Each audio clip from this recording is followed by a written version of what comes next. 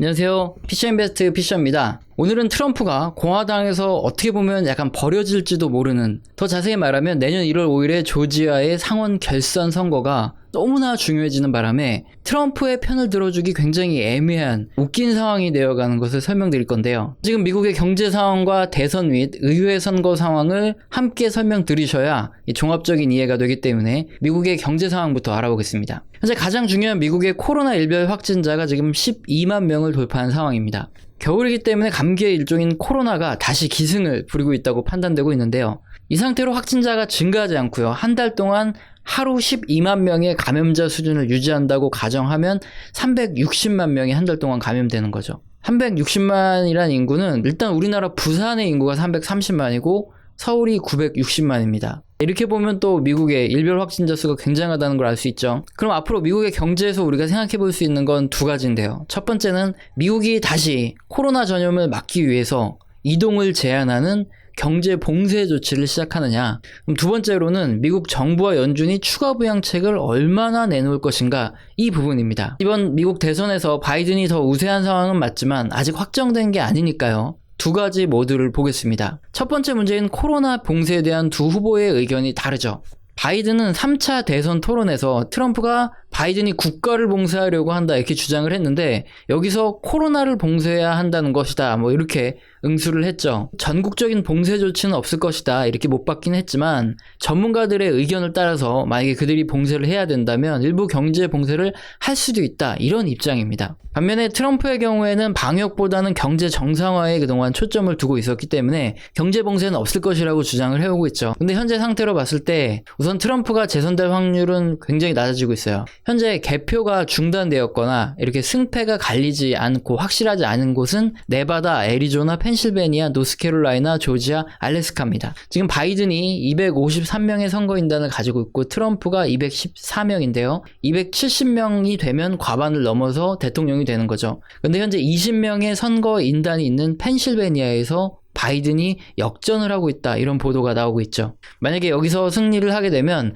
20명의 선거인단이 확보되면서 273명의 선거인단으로 나머지 5개 주의 선거 결과와 무관하게 바로 바이든이 대통령이 됩니다. 그러면 트럼프의 우려의 핵심이 있죠. 바로 소송전은 지금 어떻게 진행되고 있을까요? 사실 트럼프 캠프에서 만약에 우편 투표 자체가 사기다, 그렇게 주장할 수 있는 투표 조작이라든가 이런 증거를 제시하고 있다면 그럼 당연히 트럼프의 승리 가능성이 굉장히 높아지는 거죠. 그런데 문제는 현재까지 그런 증거를 제시하지 못하고 있습니다. 트럼프 캠프에서 하는 소송도 거의 기각이 되고 있는데요. 우편 투표를 개표하지 않아야 되는데 이게 늦게 도착했다, 이런 이유인데 알고 봤더니 정시에 도착했다 이런 증언이 나오고 있고, 이러다 보니까 다 기각이 되는 거죠. 그런 거 아니면 공화당 담당자가 우편 투표를 개표할 때 참관을 허락해달라 이런 소송입니다. 우선 미시간 조지아에서는 트럼프가 제시했던 우편투표 개표 금지 주장이 기각되었습니다. 그래도 정시에 도착했다 이거고요. 그리고 승패를 결정지을 결정적인 지역 펜실베니아에서는 그냥 1.8m 거리에서 공화당 담당자도 우편투표 개표를 참관할 수 있게 하도록 승인만 해줬습니다. 근데 이 우편투표를 개표하지 말아야 된다거나 아니면 늦게 도착했다 이렇게 판단을 내린 게 아니기 때문에 사실 참관은 어차피 기계에다 넣어가지고 하기 때문에 별 의미가 없습니다. 그림처럼 선거인단 16명의 조지아 뿐만 아니라 20명의 펜실베니아 모두 현재 바이든이 앞선 상황이기 때문에 사실상 트럼프의 소송전도 별다른 힘을 쓰지 못할 가능성이 굉장히 높아지고 있습니다. 이렇게 되면 좀 압도적으로 이기는 거가 되니까요. 결국 지금 바이든이 당선될 가능성이 굉장히 높기 때문에 코로나 경제 봉쇄에 대한 우려도 좀 있어요. 그런데 문제는 확실하게 결과가 나오고 취임을 한 후의 문제이기 때문에 가장 많이 영향을 받을 부분이 바로 주식시장이죠. 그런데 아직 큰 악재로 작용되는 부분은 아닙니다. 두 번째로 이렇게 코로나가 급증함에 따라 그럼 미 정부와 연준이 추가 부양책을 내놓을까, 이 문제인데요. 여기서부터가 트럼프가 공화당의 찬밥이 되어가고 있는 이런 이유이기도 합니다. 이제 민주당과 공화당의 핵심은 대선이 아니라 상원 선거가 되었는데요. 상원에서 공화당이 우세한 것으로 그동안 평가가 됐는데 조지아 덕분에 상황이 완전히 변했습니다. 우선 상원을 공화당이 장악할 경우에는 바이든이 대통령이 되더라도 추가 부양책을 내놓는다거나 아니면은 뭐 증세를 한다거나 아니면 뉴딜 등을 통과시킬 때 상원의 반대 때문에 제대로 자금 집행이 되기 어렵죠. 한마디로 정책 실행이 어렵다는 겁니다. 그래서 상원을 민주당이 장악하지 못하면 민주당은 바이든이 아무리 대통령이 돼도 힘을 쓰지 못하는 거죠. 그럼 어떻게 상원 선거가 이렇게 바뀌고 있느냐? 상원 선거에서 민주당은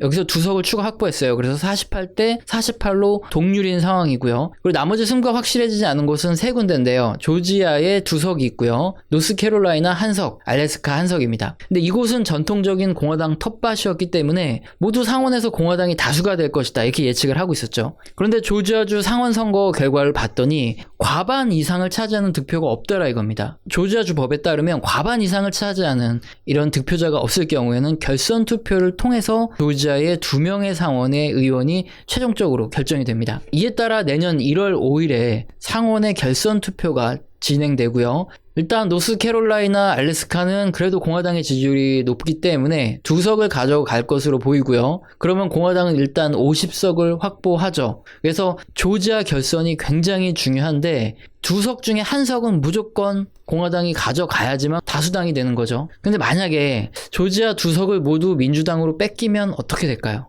그러면 상원은 정확히 공화 50, 민주 50의 반반이 됩니다. 그런데 미국의 부통령은요, 대통령과 러닝메이트로 같이 출마를 하고요. 대통령이 당선되면 함께 부통령이 당선되는데요. 이때 부통령은 상원 의장을 겸하게 됩니다. 상원 의장의 파워가 뭐냐면 어떤 정책에 대해서 결정되는 표가 5대5로 같다면 최종적으로 상원 의장이 한 표를 행사해서 결정을 내리게 되는 거죠. 결국 바이든의 당선 가능성이 높기 때문에 조지아 상원 결선에서 민주당이 만약에 2석을 가져갈 경우 사실상 대통령과 상원 하원을 모두 민주당이 가져가는 블루 웨이브가 완성이 되겠죠. 따라서 당연히 지금 공화당은 조지아 결선에 사활을 걸 수밖에 없는 이런 입장입니다. 모든 역량을 집중해서 1석 이상을 가져와야 되는 거죠. 이건 민주당도 마찬가지죠. 조지아에서 2석 확보가 거의 뭐 목숨을 건 대결입니다. 어떻게 보면 지금 대통령 선거보다 더 중요한 선거가 바로 조지아의 상원 결선이 되어버린 거죠. 그럼 이런 상황에 왜 트럼프가 찬밥이 됐냐? 트럼프의 입장을 지지하는 게 굉장히 조심스럽다 이겁니다. 지금 트럼프가 우편투표 사기 또는 조작이라는 결정적인 증거를 가지고 있지 않아요.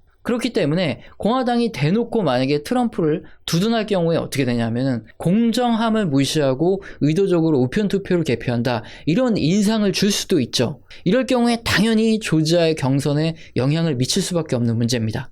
따라서 트럼프가 정말 우편투표 사기 및 조작에 대한 확실한 증거를 가져오지 않는 한 공화당의 든든한 지원을 받기는 어려운 이런 상황입니다. 오히려 찬밥 신세가 되고요. 조지아 상원 결선에 방해가 되지 말고 그냥 조용히 있으라는 이런 말을 들을 수밖에 없는 거죠. 어찌되었든 이렇게 대통령 선거보다 더 중요한 조지아 상원 선거가 내년 1월 5일에 결정되기 때문에 그동안의 정치적 공백이 생길 수밖에 없죠. 그러면 어떤 일이 생길까요? 일단 현재 상원 다수당은 공화당이죠. 따라서 바이든이 당선돼도 1월 5일 이전에는 2.2조의 추가 부양은 나오기 힘듭니다. 왜냐하면 현재 공화당은 5천억 수준에서 추가 부양을 준비하고 있습니다. 그 또한 상황을 봐가면서 진행하려 하거든요. 그럼 코로나 일별 확진자가 이렇게 증가하고 경제 봉쇄까지 우려되는 와중에 도대체 왜 공화당은 이렇게 소극적으로 돈풀기를 하려고 하는 걸까요? 일단은 미국 정부의 부채가 너무 커지는 걸 막는 것도 이유가 있지만 지금 코로나 침체에도 불구하고 미국의 제조업 및 실업률이 엄청나게 개선되고 있기 때문입니다. 그림은 11월 이번에 발표된 미국 제조업 지수인데요. 59.3으로 지난 2018년 호황 구간과 거의 유사한 수준이죠. 특히 해당 지표는 ISM 제조업 구매관리자 지표라고 해서 구매관리자들에게 설문조사해서 작성한 자료입니다. 이 지표는 제조업 경기 약간 선행하고요. 실제 기업 담당자들은 현재도 좋고 앞으로도 좋아질 것이다. 이렇게 응답한 것이기 때문에 당분간 제조업 경기는 좋다. 이렇게 볼 수 있고요. 다음으로 미국의 실업률 또한 6.9%로 전달 대비 큰 폭으로 감소하고 있습니다. 여기에 신규 실업 수당 청구 건수도 75만 명으로 역시나 더디지만 감소를 하고 있죠. 일단 제조업이 이렇게 호황을 보이고 고용도 개선되고 있기 때문에 공화당 입장에서는 이제 코로나 침체에 맞서서 정부가 돈을 푸는 이런 정책은 자영업자라든가 민간으로만 공급하면 되기 때문에 5천억이면 족하다 이런 의견을 내고 있고요. 그리고 특히 공화당에서 자주 나오는 것이 바로 연속 실업수당 청구 건수인데요. 현재 실업 상태에서 수당을 받고 있는 사람들을 말합니다. 연속 실업 청구 건수가 그림처럼 2008년 리먼 사태보다도 아직 높은 수준으로 더 이상 감소하지 않고 이렇게 있는 것에 대해서 공화당 입장에서는 정부가 지급하는 추가 실업수당 및 이 지원금 등으로 인해서 일자리 복귀를 좀 미루고 있다, 이렇게 판단을 내리고 있는 거죠. 일단 이거는 공화당 의견이기 때문에 뭐 반론도 있을 수 있지만 그렇다는 거고요.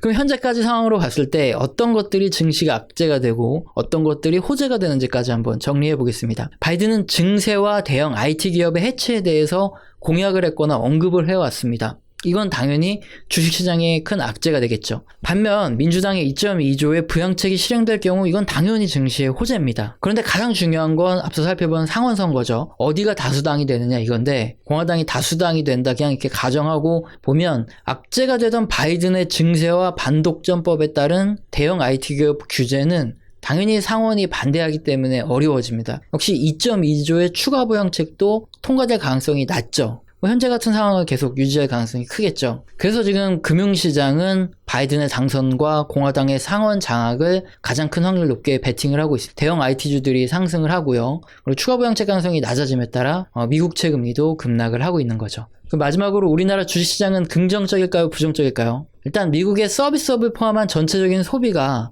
아직도 회복되지 못했음에도 불구하고 미국의 제조업이 굉장히 호황이죠. 근데 우리나라 증시는 미국의 제조업 경기와 유사하게 움직여왔습니다. 외국인들의 투자하는 방향도 이것과 같습니다. 따라서 전반적인 미국의 경제 상황은 아직도 회복되지 못하고 있지만 제조업이 유달리 좋은 이런 환경은 우리나라 증시에 호재가 될 수밖에 없습니다. 따라서 최근에 외인들이 들어온 이유도 이것 때문이고요. 오늘은 미국의 경제 전반적인 흐름과 대선 상황에 대해서 설명을 드렸습니다. 오늘 영상도 마음에 드셨다면 구독과 좋아요는 꼭 눌러주시고요. 지속적으로 시청 부탁드립니다. 감사합니다.